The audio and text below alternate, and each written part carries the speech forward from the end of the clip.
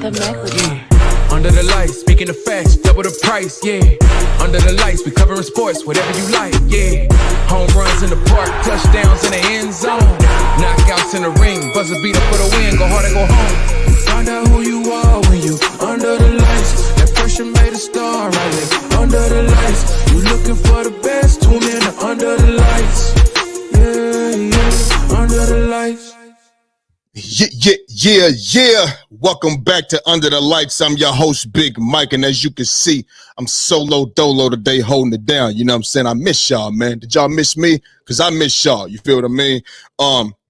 For the viewers right now, you know what's up. Go ahead and hit that like and subscribe button so you could be up to date with all things Under the Lights. You know what I'm saying?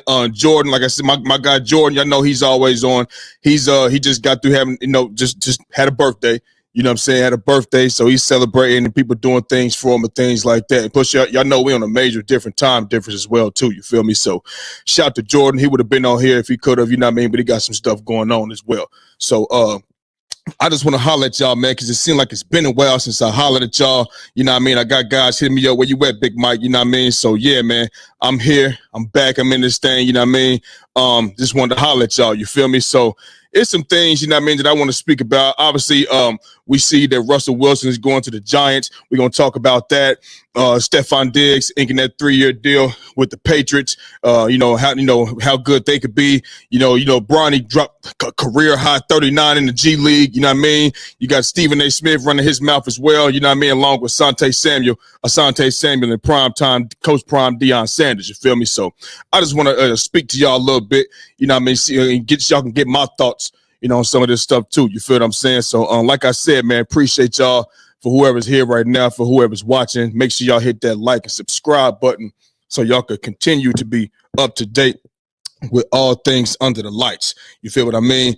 Now, the first thing I want to speak on, you know what I'm saying, is Stephen A. Smith responding to Draymond Green saying that the 2015-2019 basketball era is the greatest era in the history of NBA basketball. And I'm pretty sure that y'all already seen it, on ESPN, First Take, y'all seen it. But just in case y'all don't remember, or for the ones who haven't seen it, I'm going to go ahead and give y'all a little snippet right here, right now. Here we go. Check this out. When it came to KD going to Golden State, there was no era. The fact of the matter is, KD, because of his unquestionable and undeniable greatness, has so drastically shifted the balance of power. I would tell you it was one of the worst eras because it robbed you of competition. So that's Stephen A. Smith responding to Draymond Green saying that the 2015-2019 era, the era in the NBA from 2015 to 2019 is the greatest era of all time. That's him responding to that. You know what I mean? And first of all, Draymond Green is supposed to say that because that's when they was winning their championships. You feel what I'm saying? But he said, Stephen A. Smith says, because of Kevin Durant's, how great he is, his greatness, we was robbed of competition. You feel what I'm saying?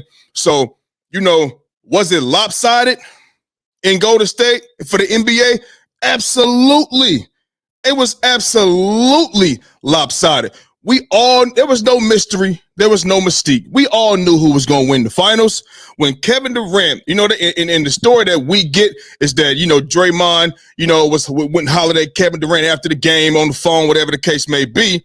And then, I guess after that, however long it took, Steph, Clay, Draymond, Iggy, it went out and recruited KD after, LeBron and company beating that ass in the finals. You feel what I'm saying? So, was it lopsided? It absolutely was. We all knew who was going to win the finals. Nobody was betting against the Warriors, bro. Like you would be if you was betting against the Warriors. You was just a super huge fan. And anybody that know me know I'm LeBron all day long. I'm not gonna come out here and tell you I thought the Warriors was gonna lose to the Cavaliers. It was just way too much firepower.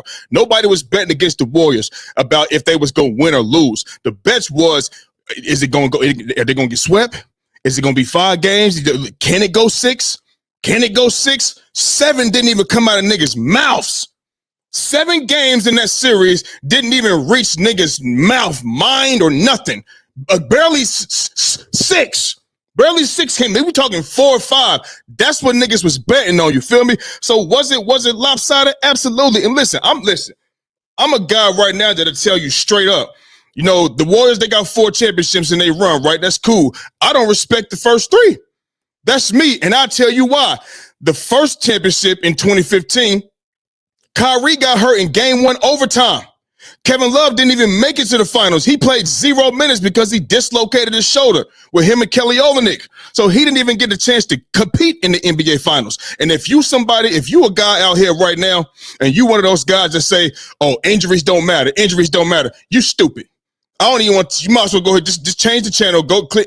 You can unsubscribe. You can do. I don't give a fuck what you do. If the injuries don't matter, you telling me Kevin Love and Kyrie Irving, the second and third best player on the team, you know what I mean, don't matter against a team like the Golden State Warriors, then you just a fool ass nigga. You feel what I'm saying? I don't even want to talk to you. You know what I mean? But they didn't even play. Kyrie got hurt in game 1 overtime, and Kevin Love didn't play at all. So yeah. They won them. They supposed to win that shit. They supposed to. What happened in next season in 2016? They got their ass walked down. They did not get walked down. They did get walked down. And everybody want to talk about Draymond Green. Draymond missed game. He got suspended. He did get suspended. That's Draymond Green's own fault for getting suspended. Tell Draymond Green to keep his feet and hands to himself and away from niggas' balls and shit. Just like he did Steven Adams in the series before. That's what he did purposely as well. You don't do all that shit and kick your feet up in the air.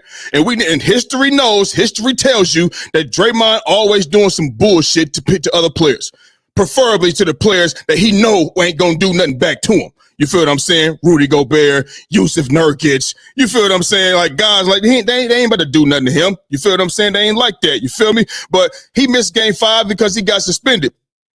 I don't hear nobody bringing up Kevin Love missing game 3. How come nobody don't bring that up? Kevin Love missed game 3. You feel what I'm saying? And they got their ass whooped. 120-90. The Cavs beat the Warriors 120-90. They could have went up 3-0 right there. Draymond came out here with 6 points, 7 points and 7 rebounds. I call Draymond Green a dependent anyway. He's not a guy that go out there and get no buckets. You know what I mean? He was blessed and lucky and blessed enough to get drafted to the Golden State Warriors and be able to play with the greatest shooter of all time, Steph Curry, and right after him, Klay Thompson, and then have Kevin Durant on their side as well. He was blessed because he can't take his skill set and go do that anywhere else and get 4 championships. It ain't gonna happen because nobody else possesses that type of shooting. If you ask me, you feel what I'm saying? But Klay had 10 points. Steph had 19 points. They got their ass whooped that night. They could have showed up and played better than that and went up 3-0. Could have went up 3-0, but they did not. So when Kevin Durant goes there, you know what I mean, and for the 17-18, 16-17 and 17-18, duh, we already knew y'all was going to win that. There was no, like I said, there was no mystery. There was no mystique. We knew what the fuck it was going to be. So those 3 championships, I just don't have a great deal of respect for. I just don't. In the 4th one, I give him some respect, but I want y'all to understand something. This is me. Listen to me. The Warriors always come up off niggas' injuries. I mentioned to you the first year they won a championship. Kyrie and Kevin Love out, right? All right, cool. Well, in the 2022 season, the championship that I got a little respect for, let's look at this. In the first round, they played Denver. They got Denver up out of there, right? Well, Jamal Murray wasn't playing. He had an ACL injury. He was out for the whole year. You feel what I'm saying? In the first round, so they sent Denver home. When he came back the following year, they won the championship. You feel what I'm saying? And in the second round, they played the Memphis Grizzlies. Ja Morant. It was a good series. 1-1, good series. And then game 3 come, boom. Ja Morant get hurt. He out for the remainder of the series. Another injury that came up off of. And then the third round in the Western Conference Finals, they went against Luka, you know what I mean, and a bunch of nobodies. Jalen Brunson was not the Jalen Brunson that we see right now. I'm not calling him a nobody, but it wasn't enough to go out there and beat the Warriors at all whatsoever. And keep in mind, that year, the Lakers, who the Warriors cannot beat with LeBron and Anthony Davis. It's proven they can't, we're too big. We too big for them. You can't beat the Lakers with my boy LeBron and Anthony Davis. You couldn't do it. But AD only played 40 games that year. LeBron James missed 27 games that year. They was injured in and out the lineup all year long, so they didn't even make the playoffs that year. You feel what I'm saying? So the Warriors dodged a lot of shit. Now they got to the finals. I picked them to beat the Boston Celtics off of experience alone. Because I'm not a big time advocate for Jason Tatum. Like he's so great. I'm just not. Like, that's another conversation for another day. You feel what I mean? But they championships, I respect the last one more than I do the first three. I don't have a deal of respect for the first three. Like I said, the first one, niggas was hurt. Of course you're going to win. And then it was so lopsided.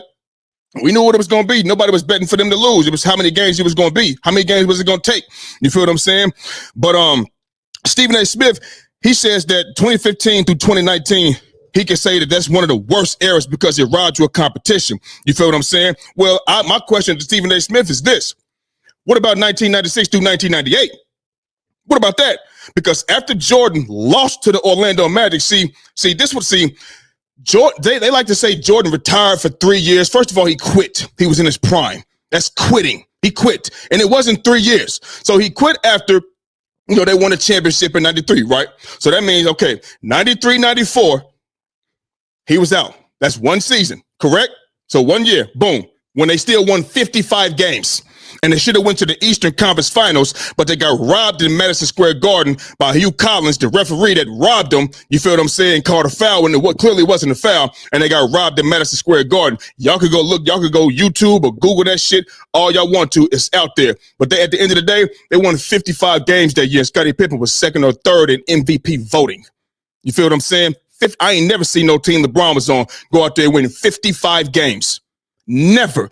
They kept on winning. Matter of fact, when LeBron left the team, they did keep winning. They won so much, they hit the lottery. Every year, they kept hitting the lottery because they lost so many goddamn games. So they was winning. They was getting the lottery pick. You feel what I'm saying? They damn sure wasn't winning 55 games, though. You feel what I mean? So like I said, 93, 94, he was out. Okay? 94, 95, he was out majority of the year.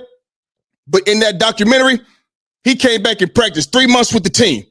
3 months with the team. They stated that in the documentary. He practiced 3 months with the team, and then he played the last 17 games. You feel what I'm saying? So all of this, he retired for 3 years and came back and won 3 more in a row.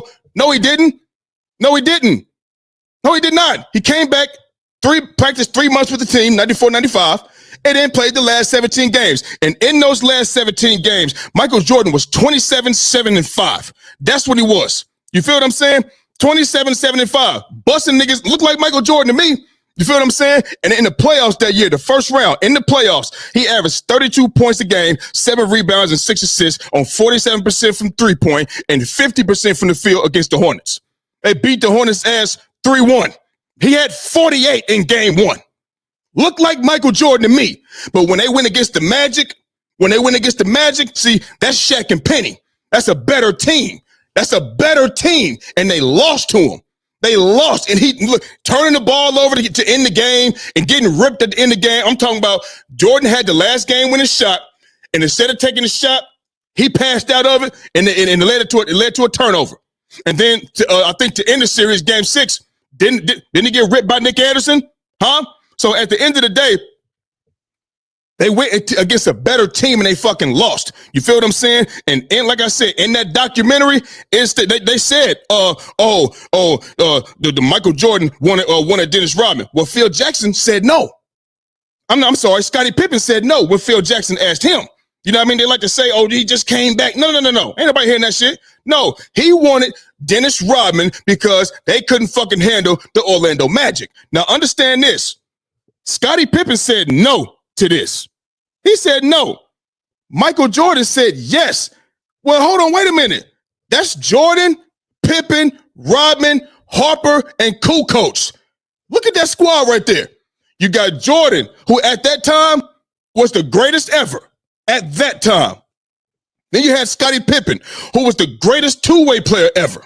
You feel what I'm saying? And then you had Dennis Rodman, who was the greatest rebounder ever, one of the top 5 defenders ever, and also a 2-time champion. And you had Harper, and then you had Kukoc, who was the greatest European player at that time. Bro, that's 3 Hall of Famers on that team. Nobody else had that. Nobody else in the league had 3 Hall of Famers of that caliber. Then nobody had 3 Hall of Famers, period. Nobody had that. And then you had Tony Kukoc on top of Ron Harper. You feel what I'm saying? So I mean, it was clear who was going to win. It was clear. So just like that right there, Jordan, Pippen, Rodman, Harper, Kukoc. Bro, when you add Dennis Rodman to that team, that's a super team. That's a super team. And Michael Jordan okayed that. If Phil Jackson with the Scotty, of course, right? But you know you're going to go to the top dog. You're going to go to the top dog.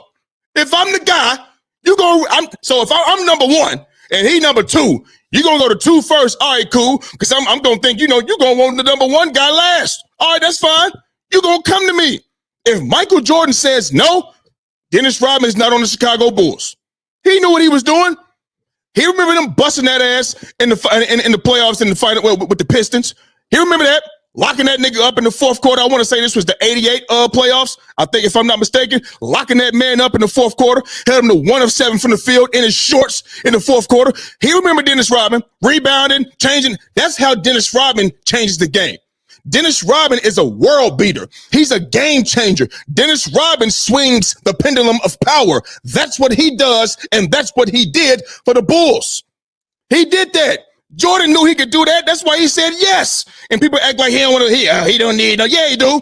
Yes, he does. That's a super team that was okayed by Jordan. So and it was clear who was going to win. The Bulls was favored in every single finals, and even more so when they got Dennis fucking Rodman. You feel what I'm saying? Nobody was betting against the Bulls. They was favored in every fucking thing, every finals, bro, against the teams they were playing against who were not great teams. Nobody looks at the teams that the Bulls play in the finals and say, that's a great team in the history. It's not. They're not. You feel what I mean? So if KD going to Golden State, it makes it not an era. You feel what I'm saying? Then surely the Bulls from 96 to 98, that was not an era because we already knew who was going to win. We already knew that. There was no mystery. There was no mystique. Period. So you can't have it both ways. If that wasn't an era, then neither was 96 to 98 because we all knew the Bulls was going to win. When you got Jordan, Pippen, Harper, Kukoc already, and then you add Dennis Rodman, stop it. Stop it. We know what's going on, dog. Cut it out. Cut it out. So that's where I'm at with that, man. So moving on. Stop it, Stephen A. Smith. Stop it. Moving on. Let's talk about some football real quick, right? And I don't want to get, too deep into it because if y'all watch the show, y'all know Twan, my little bro, little Twan be on the show. We gonna talk about it as well. You know what I mean? You see, I'm pretty sure we all seen Asante Samuel, and Deion Sanders, Coach Prime, go back and forth a little bit, right? Seen them go back and forth a little bit. I didn't drop my top. Sorry about that.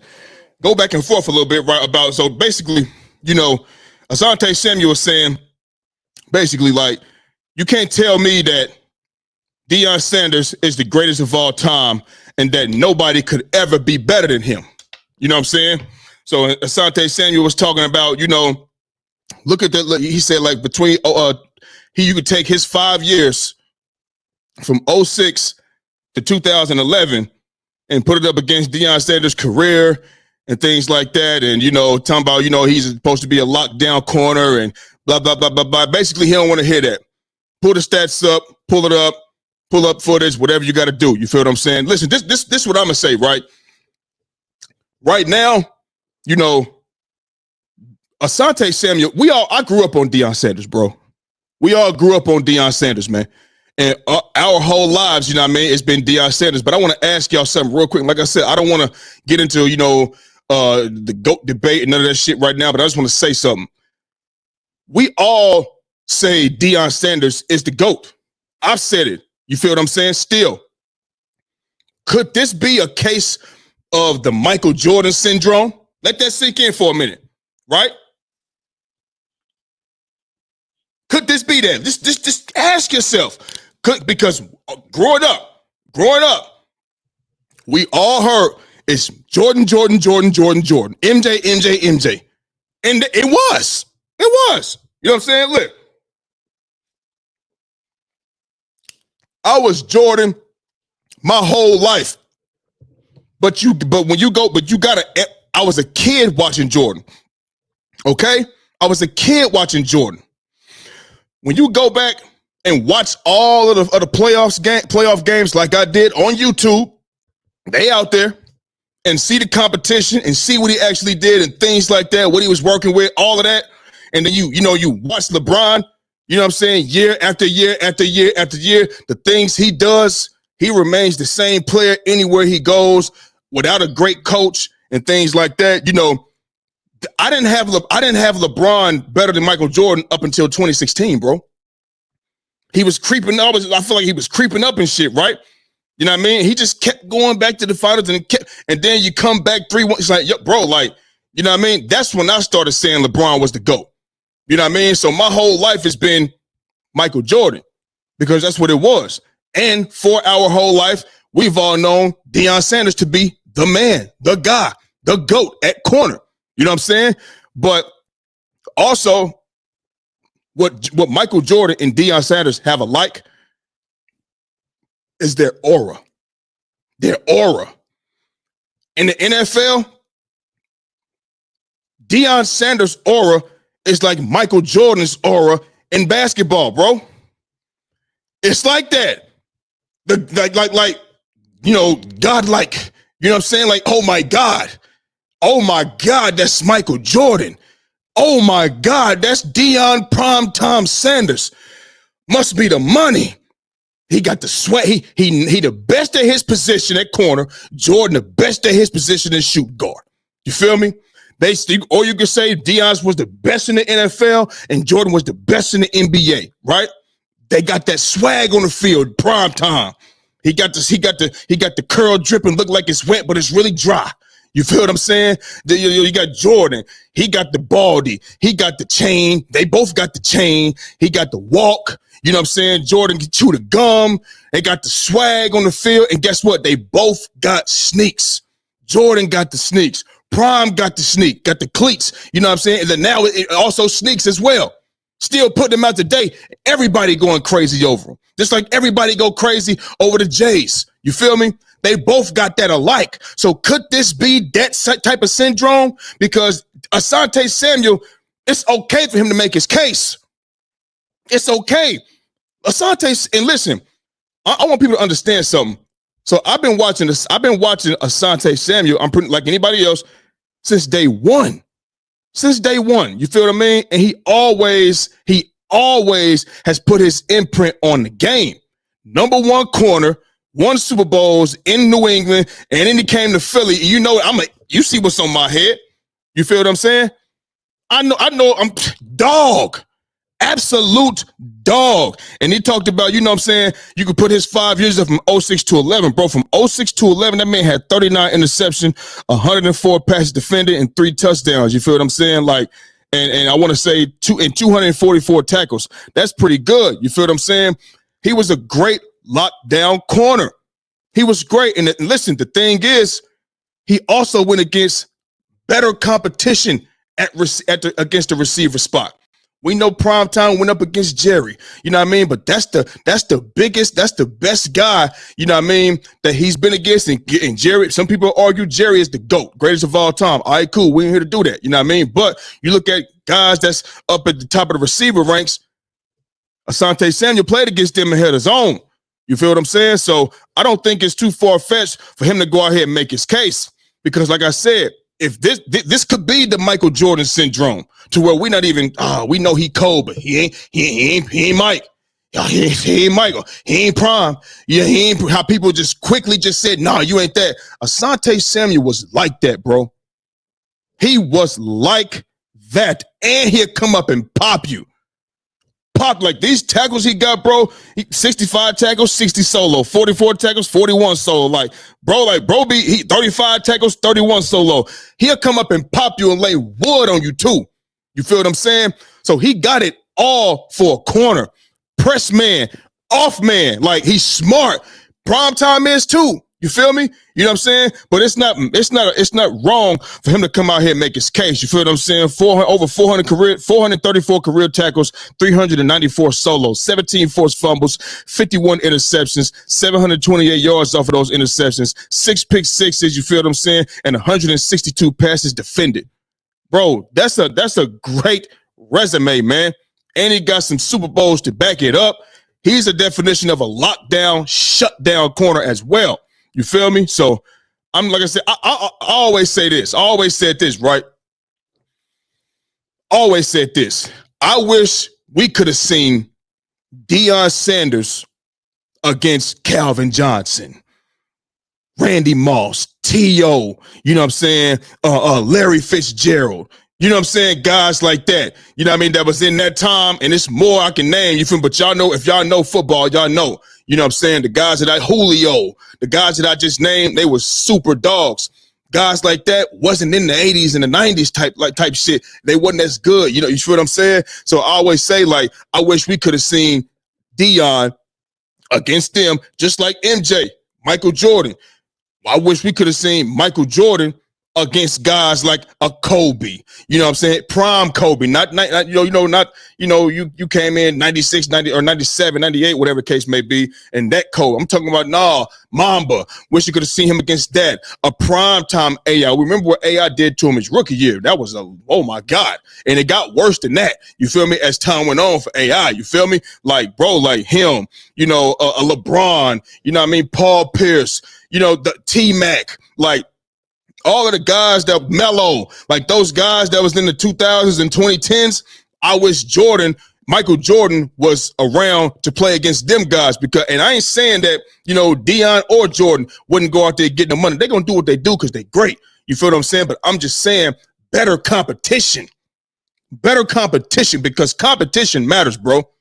Competition matters. You can't tell me that it does not. It absolutely matters. You feel me? So they didn't get to play against them guys. You understand what I'm saying? So I just wish we was able to see them against, guys that was better, that was bigger, stronger, faster, that enhanced the game even more, because the sport only continues to evolve and get better. You feel me? So, but Asante Samuel, bro, he's an absolute animal, absolute dog, and I think he's definitely it ain't wrong with him making this case. It's just not. You ask me. All right, so moving on, man. Let's go back to the NBA, bro. Listen, Bronny James dropped his career high 39 points in the G League. You feel what I'm saying? Just real quick, should he get more NBA minutes? Listen, if one thing, I think Bronny should get more NBA. He was getting like 4 minutes, bro. What the fuck he gonna do with 4 minutes? What are you gonna do with that? What is he gonna do with that? You feel what I'm saying? So, I mean, he had to get his feet wet. But his confidence is building. It continues to build. And he said he hear what people be saying. He use it as fuel. And that's what he should do. But you know who this man daddy is, bro? This man been seeing his pops get slandered since he came out the womb. Bro. And Bronny young. He on the internet faithfully. He can't escape his father's getting brutally beaten on social media. He can't escape that because it's out there. And they got people doing the same thing to him. You know what I mean? You see Stephen A. Smith got his tail tucked between his legs now. You know what I mean? I know it's one game, but still, you didn't see that coming. What are you going to do? Y'all remember he was, LeBron, stop this. You know what I mean? That's why LeBron checked his ass. You feel me? But Bronny James, bro, it's in his blood, bro. Just to go out there and work hard, just do you. He ain't going to be LeBron James. Nobody is. That's the GOAT. You feel me? Nobody's going to be that. He don't got to be that. That's not who he models his game after. Davion Mitchell, Rondo, you know what I mean? Drew Holiday, Derek White. That's who he models his game after. You feel me? So, but I think he has he has offensive weaponry. He can shoot it. He can get to the rim. He can shoot the mid-range. We know he can pass it. We know he's a good defender and only going to keep on getting better. You feel what I'm saying? But people that just, bro, it's LeBron's son. I said before, they can't wait to start killing Bronny James. Now, I said before, they cannot wait to start killing Bronny James, because their hate for LeBron James is only going to trickle down to his son. Period. You know what I mean? I don't think Bryce is going to touch none of that. I don't think he's going to get none of that. You feel me? Bryce in his own world, he doing things. He ain't junior. He ain't junior. That's Bryce James. That ain't Bronny James. You feel what I'm saying? You know, you got Bryce get ready to go to college. He just won a state title, about to get ready to go to college. And, you know, he might go 1, 2, 3 years. Who knows? You feel what I'm saying? But everybody's hate for LeBron is trickling down or has trickled down to LeBron James Jr. And it's just like, you can't, this is this man's kid. Don't take your hate for him and spread it to his fucking son.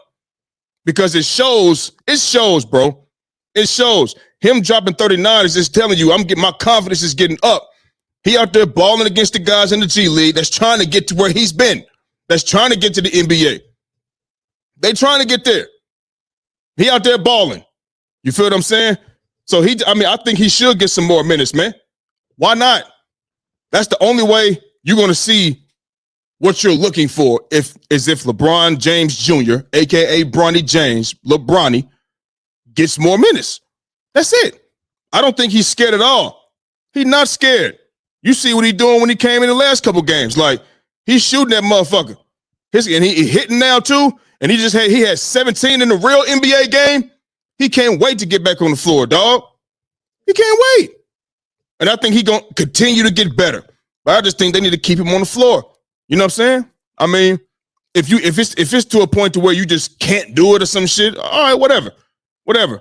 It's a tight game and they going down to the wire, whatever the case may be. But bro, like somewhere, get him some more minutes. You know what I mean? But I think however they want to do it, man. You know what I'm saying? He got a long career ahead of him. You know what I'm saying? If the G League is the best way, that's fine too, bro. Like for this year or whatever, keep tearing that motherfucker up. Tear it up. Keep killing it. You ain't got to score 39 every night, but go out there, get some buckets. Go out there, make your team better. Go out there, assist the ball, rebound, play defense. Do that. Do what LeBronny James does. Do what he does. That's it. You know what I mean? So that's all I'm at with that, man. Like I said, should he get more minutes? Yeah, but if not, shit. His trajectory is this. He's doing this. He's not doing this. I don't think he was ever doing. Only time, you know what I mean? He probably did this a little bit. You know what I mean? When he probably stayed stagnant, you know, when they had the issue, you know, his with the heart condition, you know what I mean? You can't get better if you're in the hospital. All right, cool. I don't think he was ever doing this. You feel me? When he got up out that hospital and was ready to roll, he just started going up, trajectory going up, and it continues to go up. You feel me? So he got a long career ahead of him, a bright future, I think. You know what I'm saying? So I'm here for it. I'm here for them hating ass motherfuckers too. You feel me? So yeah, man. Transition to the NFL, back to the NFL, man. Look at this though. Stefon Diggs signed the contract, got a 3-year deal with the New England Patriots. You feel what I'm saying? And listen, this was a great move by the New England Patriots. You feel me? And I had said before that when me and Jordan was on the show, that I think the best moves that have been made this offseason was by the New England Patriots. Considering where they were last year, you could look at the Commanders and say, oh, they got Deebo Samuel. They re-signed Bobby Wagner and Zach Ertz. You know what I'm saying? Cool. They got Laramie Tunsil from the Houston Texans. But they lost Big Jonathan Allen. That big-time D tackle that's right there in the middle. Big time. You feel what I'm saying? But considering where the New England Patriots were last year, you know what I mean? This offseason, they got Carlton Davis from Detroit. Pretty damn good corner. They got Milton Williams from my Eagles, Super Bowl champ, Milton Williams, interior D lineman. You feel what I'm saying? They got Mac Hollins from the Buffalo Bills, who can make plays. He's one of those receivers that will do whatever you ask him to. If you want him to block, he gonna do it. If you need him to go out there and make a catch, he can do it. You feel what I'm saying? He has gotten better over the years. He used to be in Philly. He was dropping passes and shit, but he has gotten a little better. So he did his thing with the Buffalo Bills last year, but now he's with the New England Patriots as a receiver. You know, they got Josh Dobbs as a backup quarterback. They got Robert Spillane from from Las Vegas Raiders. He's a good linebacker. He can play the run. He's physical. He's fast. He can tackle. You feel what I'm saying? So he's a really good linebacker, bro. And they got Harold Landry coming off the edge. And they got Morgan Moses from the Jets. You feel what I'm saying? So they are building their team. You feel what I'm saying? How good can they be next season? Shit. They could be better than they were last season.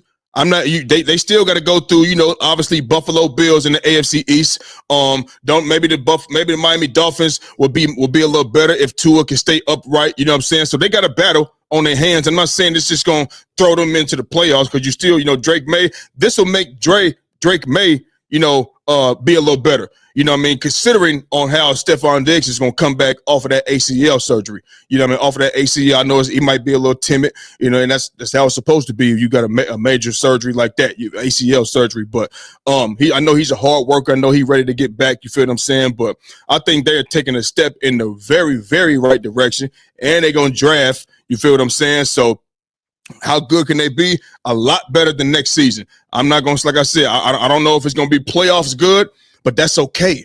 That's okay. They're building. They are really in rebuild mode. And the moves that they made, 1, 2, 3, 4, 5, 6, 7 moves that they made are all key. They're all key. And they got Drake May at quarterback, right, who's only going to get better. But you got a guy like Josh Dobbs. They might even sprinkle him in. He might be in the play sheet. Sprinkling him in. You feel what I mean? Because it ain't like Drake May is Tom Brady. You know what I mean? So whatever you got to do to get the edge for your team to switch it up, why not do that? And Josh Dobbs can run. You feel what I'm saying? So why not do that? I mean, they might sprinkle him in there. You feel me? But I think they doing good, man. They building their team, and I think they'll be back in the mix here in a little while.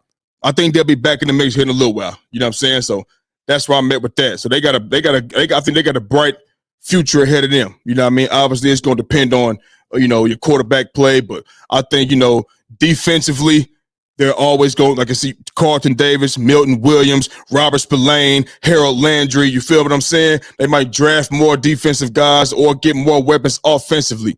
You know what I'm saying? So I think the Patriots, and we'll see what they do in the draft too.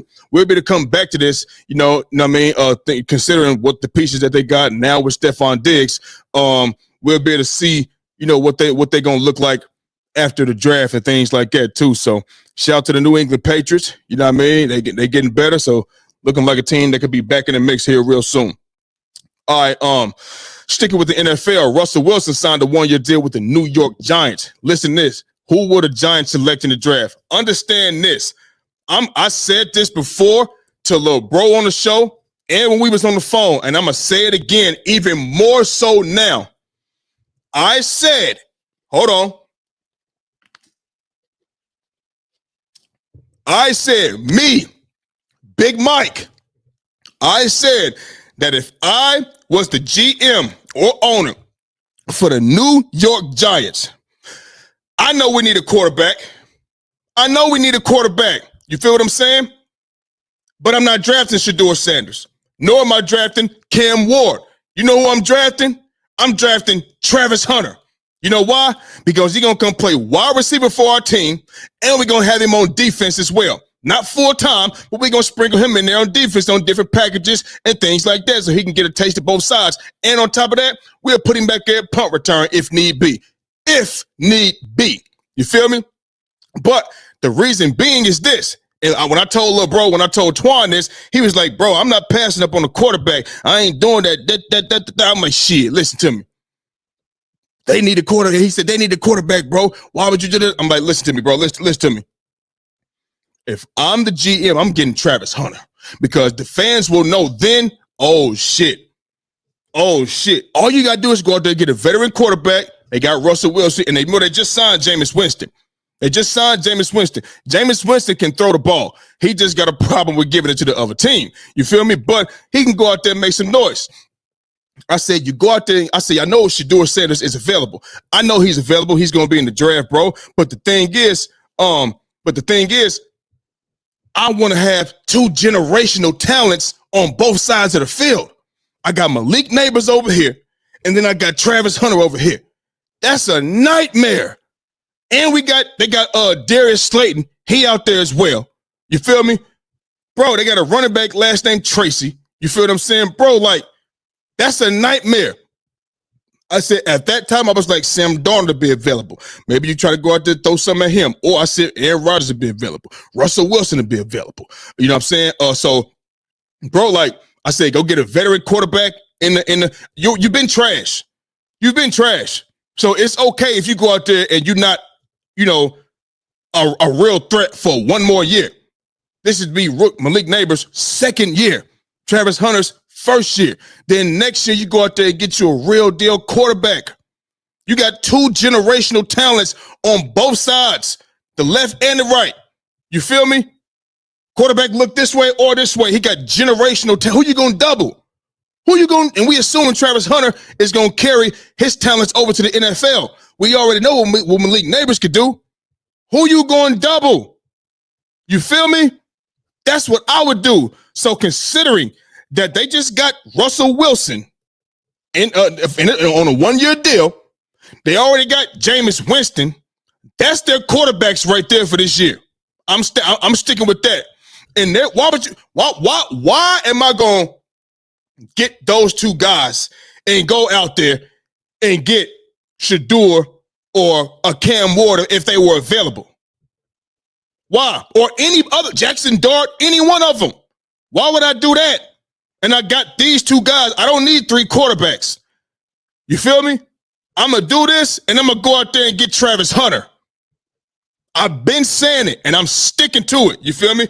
The New York Giants are going to select Travis Hunter in the draft with their first pick. That's what the New York Giants are going to do. Tell them, the G-men, and the fans is going to be ecstatic because now you got two guys out there that can make shit happen and cause your defense hell. Your defensive coordinator got a plan for those two guys every week? Oh, shit. And you got a veteran quarterback back there? You feel me? Like I said, I'm not passing up on Travis Hunter. I'm not. And I don't think the New York Giants are either. So my prediction has been and will continue to be until draft night proves otherwise that the New York Giants, and I said this before they got Jameis, and I said this before they got Russell Wilson. I said this already. They're going to get Travis. Well, I would get Travis Hunter. That's what I would do. And I think that's the route that the New York Giants are going to take. And I'm telling you right now, that could be scary with Russell Wilson or Jameis Winston. It could be. They can throw the ball. They might give Russell Wilson the edge because he protects the ball a little more. You know what I mean? But you got two guys like that, bro. That's a dangerous situation. And even moving forward in years down the line, it's dangerous. It's dangerous. Why not? That's two generational talents, bro, that's young. Nah, bro. I'm getting Travis Hunter for my squad, and that's what I think the New York Giants are going to do. Now, I mean, I ain't saying they're going to be doing nothing to my Eagles out here. Because, we still the top dogs in the NFC East. Super Bowl champs. You feel what I'm saying? So, but for the New York Giants, if they do that, it's looking on the up and up for them as well. You know what I mean? So I think that's where they're going, and I think that's what they should do. And I'm going to bring this back up again, you know what I mean, when Twan come back on the show, because obviously we're going to talk about, Asante Samuel and Deion Sanders, you know what I mean? We're going to talk about that and a few other things, you feel me? But, yeah, man, that's what I meant with that, man. So, yeah, man, I just wanted to holler at y'all for a little bit today. You feel me? I appreciate y'all for who's watching right now. If you stuck around, I appreciate you. I love you. You know what I mean? Make sure you hit that like and subscribe button so you can be up to date with all things under the lights, man. You know what I mean? You can follow us on Instagram and TikTok at __ under the lights. Yes, that's 2 underscores. __ under the lights. You feel me? You can follow us or subscribe on YouTube at Under the Lights Sports Podcast. Under the Lights Sports Podcast, man. Keep following us. Keep rocking with us. You know what I mean? And we appreciate y'all. I appreciate y'all. You know what I mean? So that's my show for the day, and I'm gone. Under the lights, speaking of facts, double the price, yeah.